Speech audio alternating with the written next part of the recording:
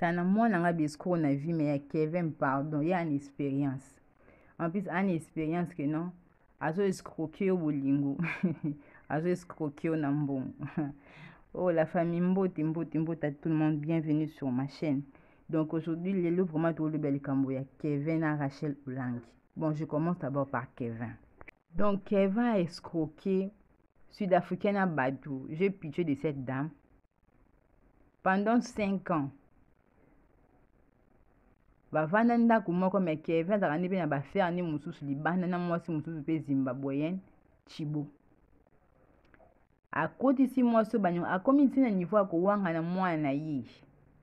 Le la fille ke abota na lesego. Akomi ntina na niveau ya wangana. Imaginez un peu dégâts qui mutema mabe.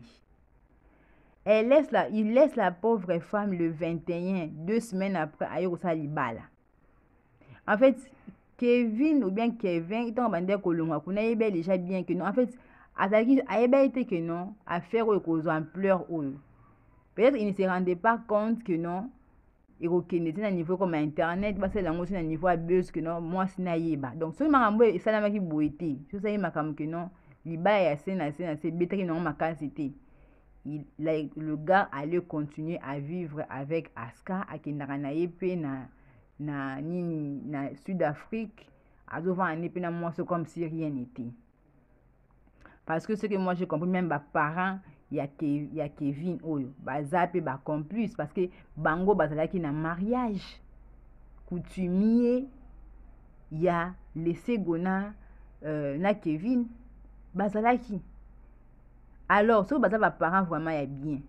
Est-ce que bango ba yeba kité que non laissé gona na Kevin baba na toujours ndako moko ke bakabona te directement sans pour autant yoka ta vie ya moi soki mwana na ko sene ke bakabona ki boke bo sauter boke bo bali moi c'est muso ya komi cop en fait ils ont cop à famille.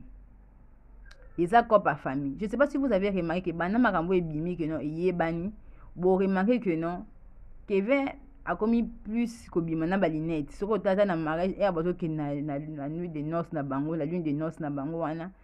Sourire la ne longue plus linette na se, linette misu na se. Donc a moni na kutu batu te me yemo ka na Sony. Sony, en fait Sony kutu ya yemo ko te me na Sony na mwasi. Soit disant na bengo soit disant te parce que to batte que non ne touchez pas mais ouais. Pasteur Rachel Olangi. Pour nous ressemble ça va parents nous boy. Pour nani, je suis pas sûr que mes parents qui vivent maman ninge salema. Et puis tu en es fier. OK, na na na ndako laisser go oyo na Sud-Afrique o lala pe kuna soit disant cousine.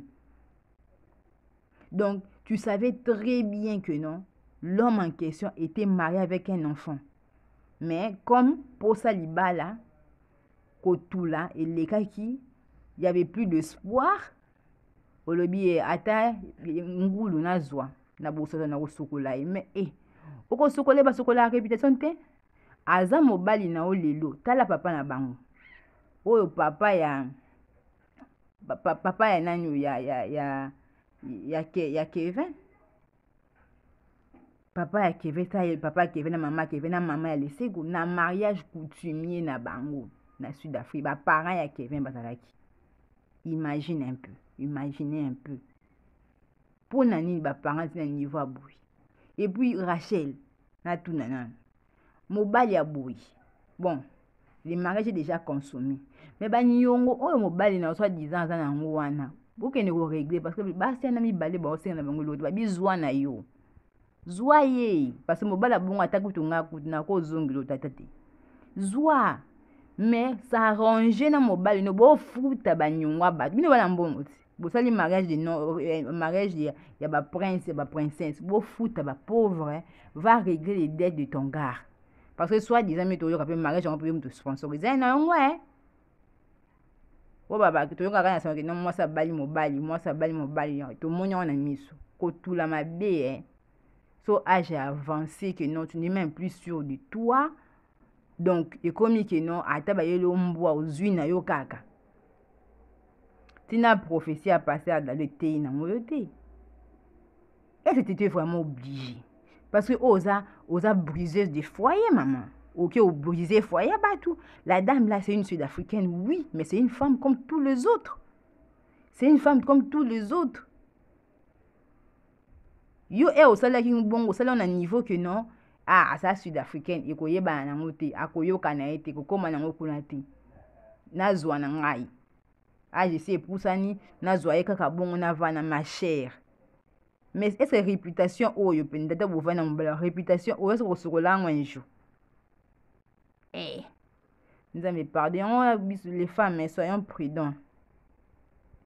Même quand tu épouses un étranger, surtout, moi je voulais plus m'adresser aux étrangers et aux étrangères qui ont épousé des Congolais.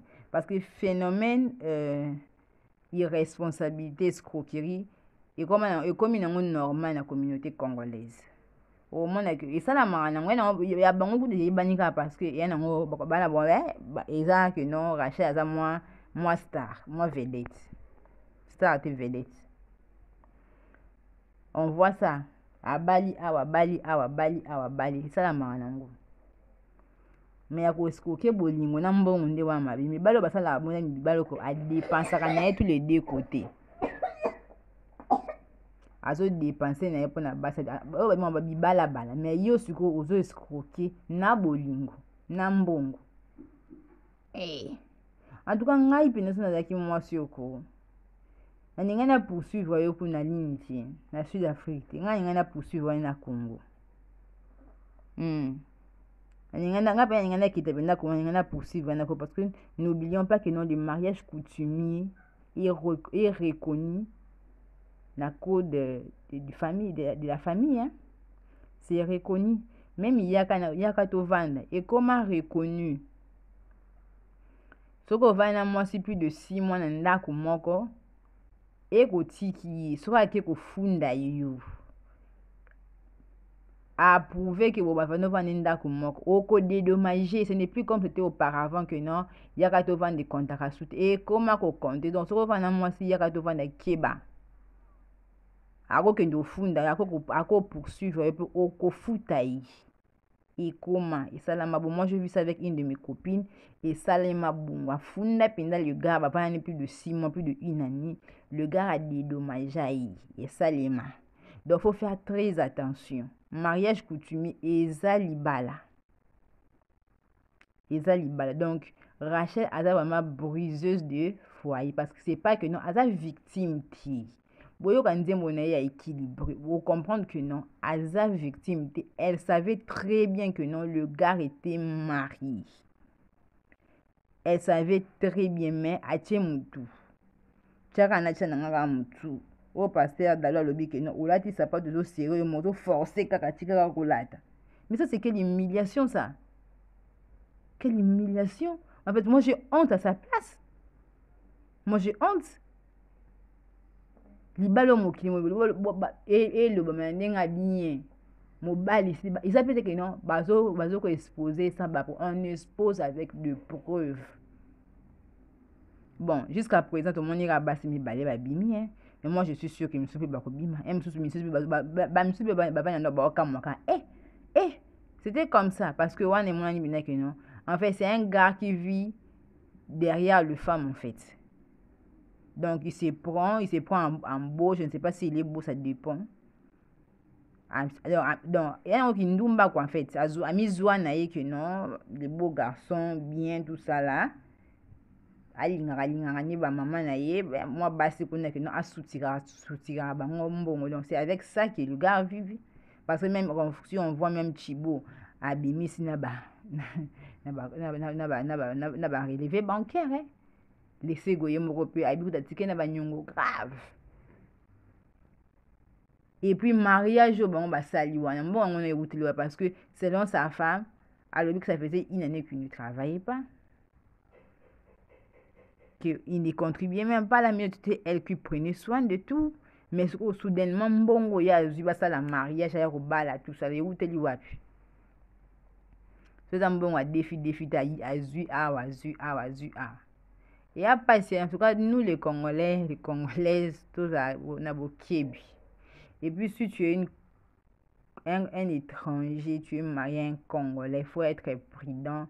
likolo moko na kati likolo moko libanda parce que avec les Congolais il faut toujours la prudence, hein. Nos hommes ils sont pas trop stables en fait. Voilà, soyons sûrs que non, les Congolais, mibali et belé bazana na bango stabilité. En fait, avoir beaucoup de copines, avoir beaucoup de basi libanda et comment on vit normal, hein, pour na ba Congolais.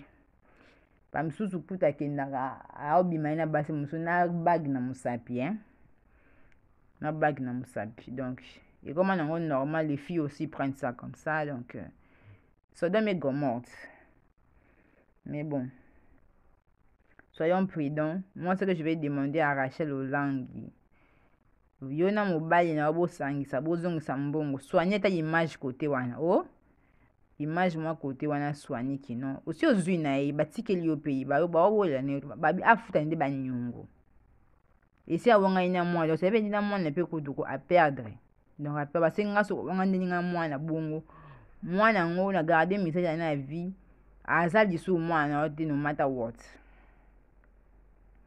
Soignez-moi image à mokie côté ana kende bo foot banyunga basi wana bo banda vie na bino ensemble. Donc voilà.